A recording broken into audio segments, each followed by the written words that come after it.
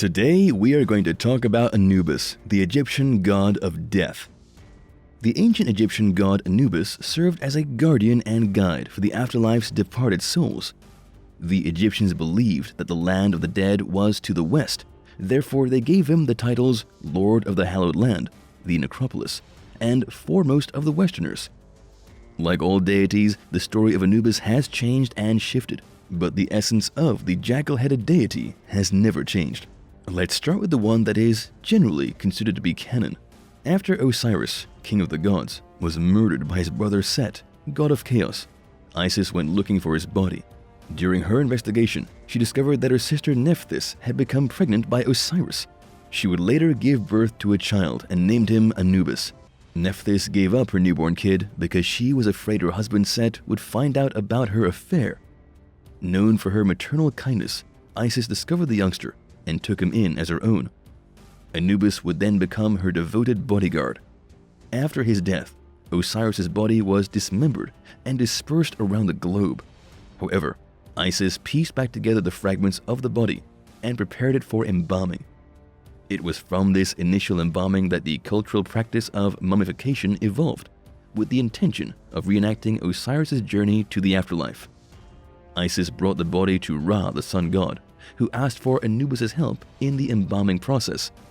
So, with some help from Horus and Thoth, Anubis wrapped the body in a piece of cloth and completed the process that would later become known as the opening of the mouth ritual. This ritual was performed so that the mummified individual's senses would remain intact after death.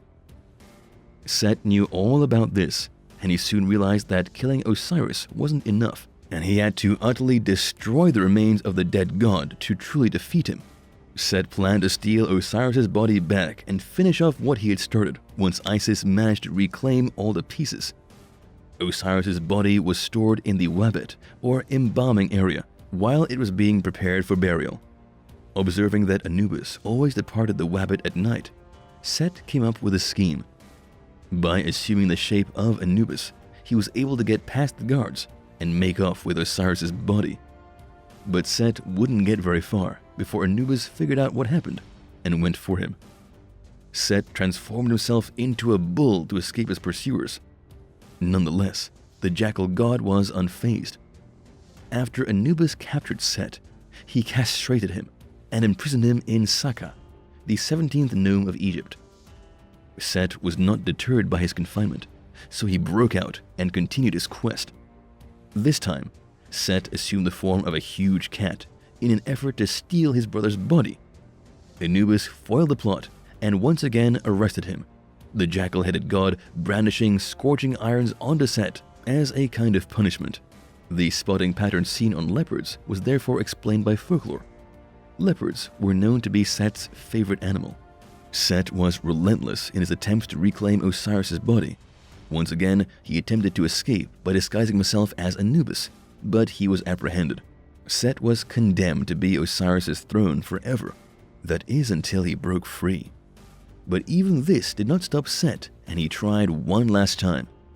Anubis once again captured Set and then killed him by flaying his skin and lighting fire to his body. Anubis wore his skin and then sneaked into Set's camp, where he single-handedly killed the entire army.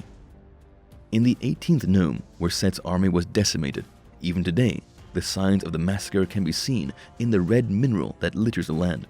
Another famous tale featuring Anubis was the tale of two brothers. This myth is unique because it isn't directly related to the Osiris myth circle. Bata, a deity from antiquity, co-starred with Anubis instead of the usual pantheon of Egyptian deities. Bata, Anubis' younger brother, helped out on the farm that he and Anubis ran. Bata met Anubis' wife while conducting errands for his brother. She was so impressed that she immediately asked Bata to share her bed. Bata, who was taken aback by the invitation, reacted angrily by saying, "You have been to me like a mother, and what you say is an abomination." If she kept quiet about it, he assured her he wouldn't tell anyone. Yet, Anubis' wife had different ideas. When Anubis returned home, she lied and said Bata had beaten her after she rejected his advances. Anubis, now infuriated, made an attempt to kill his sibling. However, Anubis was unable to exact his revenge on Bata, no matter how hard he tried, because heavenly intervention prevented it. Bata gave Anubis his perspective the following day. He then severed his penis and threw it into the river, where fish devoured it as proof of his faith. After this, Bata informed Anubis he was heading to the Valley of the Cedars. However, before he left, he told Anubis that, "There I will take out my heart and place it high in the cedar on a flower.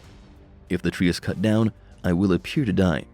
But if you spend 7 years seeking the tree and find it, and place my heart like a seed in water, I will live again. You will know you are needed when you find your pot of beer in a froth." After telling his brother this, Bata left the valley and lived alone for a while. Ra-Hirakthy, feeling sorry for Bata, had the deity Khnum fashion him a bride on the potter's wheel. For a while, Bata and his wife enjoyed their happiness. In short order, the 7 Hathors arrived at Bata's house to forewarn him that his wife's life would end in tragedy. Bata warned his wife to be cautious because he was aware of the dire predictions made about her. He warned her that if the cedar was felled, his heart would be ripped out of his chest and he would die. Bata's wife was trying to walk along the beach when the waves tried to grab her. She got away, but the ocean got a strand of her hair. This strand of hair eventually made its way to Egypt's monarch, who was so taken with its fragrance that he ordered a lock of it sent to his palace. His counselors identified the hair as belonging to Ra's daughter Herakthes and dispatched expeditions to locate her. Upon being located by the king, Bata's wife revealed her husband's deepest, darkest secret. Furthermore, she mentioned that Bata would perish if the tree was removed. The king, who wanted her for himself, had the tree cut down, making it look like Bata had passed away. At the same moment, Anubis saw the beer in his pot begin to foam and realized it was time to find his sibling. Though Anubis located his brother's body, he was devastated to learn that he had not been able to recover his heart. Prior to his departure, Anubis picked a cedar berry to bring back as a souvenir. This berry looked like a normal berry unto him, but it was actually Bata's heart. When Anubis got back to his house with Bata's body, he soaked the cedar berry in water. Bata's body was restored by the fruit, and it did not germinate like a normal seed. When Bata drank the seed, he immediately felt better.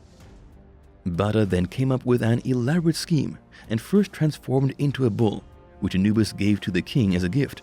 He later somehow entered the queen's bloodstream, and she gave birth to him. After the king passed away, Bata became king and testified against the queen, and later named Anubis the crown prince.